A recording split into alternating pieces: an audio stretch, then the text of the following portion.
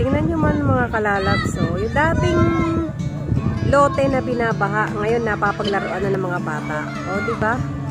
Dati, pag pinupost ko yan, binibidyo ko is may tubig. So, ngayon, maganda yung panahon ngayon.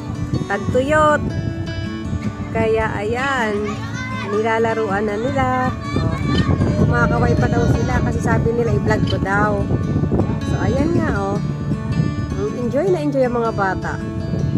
Masayang masaya. Nagagamit nila ngayon yung bukid. Yung bakanting lote. Nakakapag-volleyball sila. So, ito ang kagandahan dito sa lugar namin.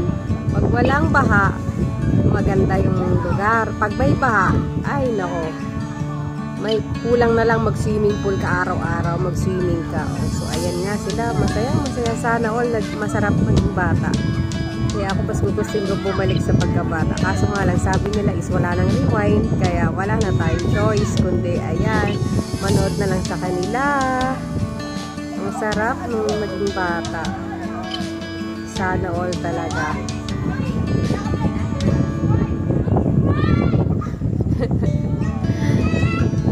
Alam kasi ng mga bata dito na nagbablog ako, nagbablogger ako. Kaya ayan sila. Ayan sila, masayang masaya, na parang walang problema. Ngayon napapaglaruan nila yung yung lugar. Pag yung tagpasa, siya wala, hindi mo madadaanan. Ngayon, ang ganda ng lugar ngayon, mapapaglaruan talaga. Hindi po mapapasa all ka na lang kasi naglalaro sila. Wala silang iniisip na problema.